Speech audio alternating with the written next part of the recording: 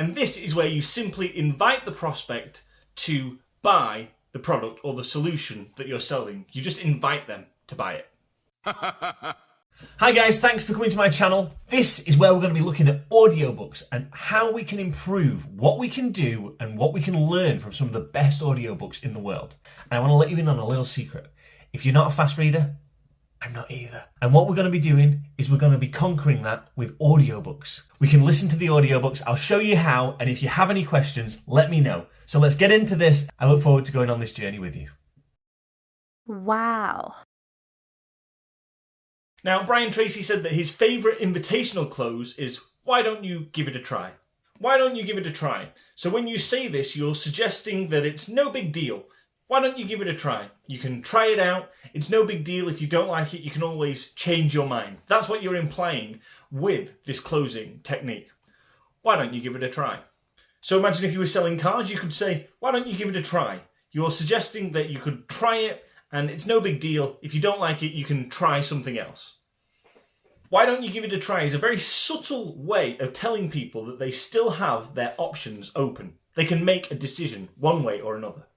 And it reduces the anxiety that people have around making decisions. So by making it light and breezy, you're more likely to transition people through that moment of stress when they have to make a decision, which is the most tense part of any conversation, the decision-making process. Another version of the invitational close is, why don't you take it? So imagine if you're showing somebody, a house, if you're a house salesperson, after you've shown them the different pieces that you like, you could say, do you like the house? They say, yes, I do like the house. And you say, why don't you take it? And you'll be surprised at how many prospects simply say, yeah, I might do. Or you say, why don't you put in an offer? I'll say, yeah, let's do that. And just by simply suggesting an invitation and by simply suggesting this, just by showing them that it's possible, by inviting them to make a decision, you can help your prospect move along that journey and get them past that stressful moment when they have to make a decision.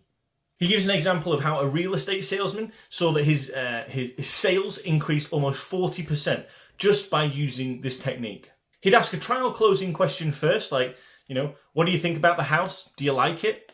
And they say, yeah, no, I like it. It's fine. It's good. And then after that, he'd use a closing question, which is, why don't you buy it? Why don't you make an offer? And he says it's amazing how many prospects will just say, yeah, why not? And give it a go.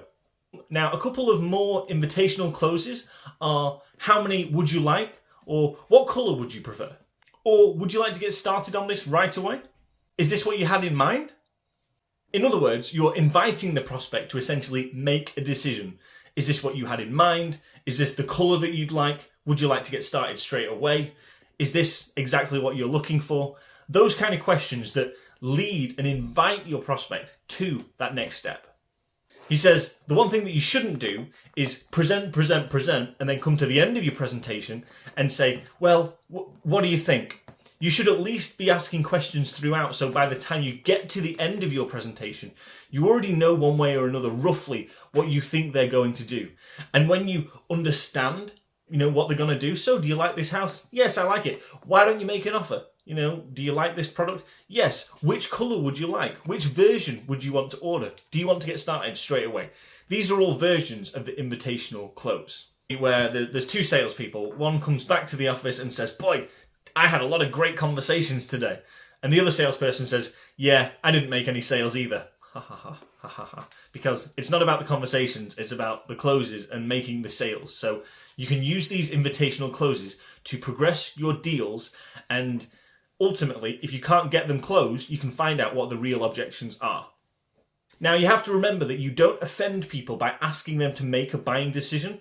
Once they've shown an interest or indicated an interest in the value or some piece of the offering that you're looking to deliver. He says, don't be afraid to ask, invite them to buy. And if you're still not sure if this closing technique will work, why don't you give it a try?